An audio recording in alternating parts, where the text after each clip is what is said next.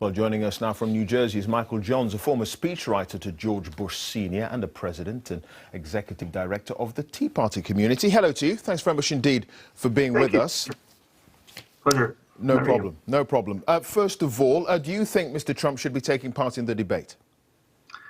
I think there's an argument to be made on both sides. I'm not trying to hedge. I'm a huge Donald Trump supporter. I also think Megyn Kelly's an exceptional journalist. I think she has a great program. It's highly watched, and from all I can tell, it's largely objective.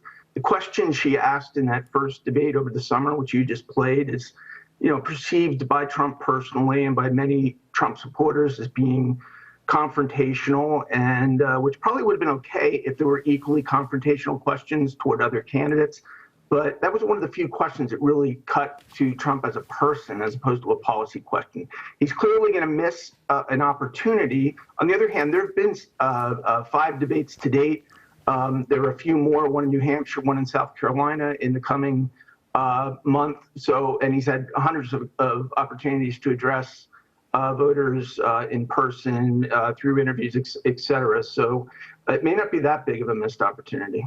But isn't there a concern, perhaps, that, he seems to be running away?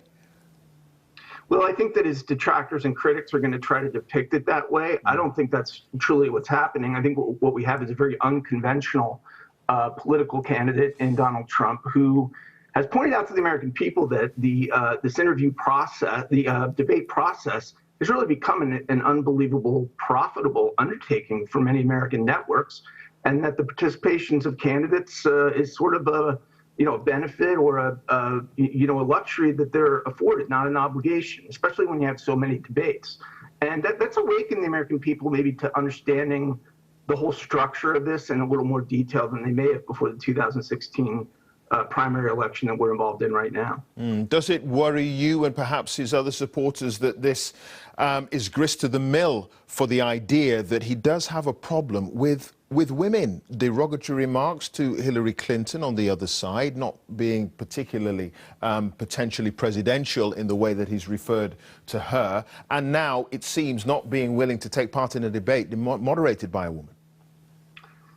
I think that some Trump supporters, those leaning toward Trump, those who have followed this closely, have come to sort of understand Donald Trump for all of his merits and his demerits. Clearly, his phraseology is a little rough around the edges at times for me.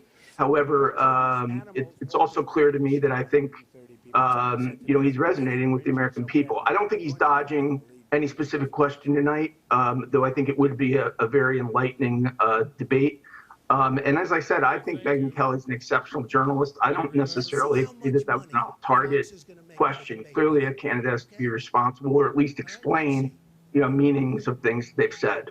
That said, Donald Trump's not unlike many other candidates been running for president all of his life, and he probably has said some things in the past that he may not have said had he, been a candidate or been perceived to be a candidate at that time. So this is someone who's new to the American political world, and that's both attractive, and as you pointed out, it's also it creates some, unusual predicaments, like having to answer for things that you've said historically that you may not have otherwise said. Yeah, I mean, but these comments have been in the last few weeks and months. They're part of this particular campaign, and he has decided not to take part in a very high-profile debate, pretty much on the eve of the first real test, proper test of his support at the Iowa caucus.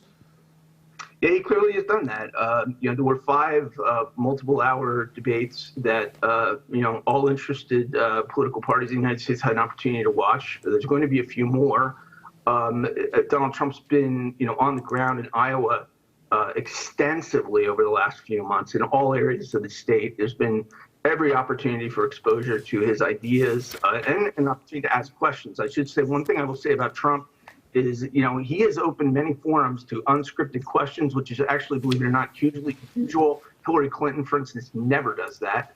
And I think that, to the extent people wanted to know more about his positions, they've learned a lot. And for the most part, Republicans, and I think Americans generally, have liked a lot of what they've heard about his message, which addresses a lot of middle-class American concerns right now about our economy and our national identity. I mean, you're a former speechwriter. Do you think he could tone it down a bit? Is there advice that you would give him as far as his speeches are concerned, or do you think it's all going well? No, I think there are areas for improvement. I think that to the extent, and obviously this is going to be his choice, and one of the reasons he's succeeding perhaps is that he's breaking the traditional models. But I think a lot of Americans would like to hear a lot of specificity from him on policy, particularly as it relates to health care, perhaps as it relates to ISIS strategy, as it relates to job creation. He's spoken really well on this, and he has issued some papers that are fairly detailed on a number of these things. But I think they'd like to hear some policy specificity. And I think they want to see and feel this is a man they can really envision as president of the United States. I think increasingly Americans are saying, you know, yeah, we can envision him in that role. Okay. Michael Johns, thanks very much indeed for joining us. Thank you.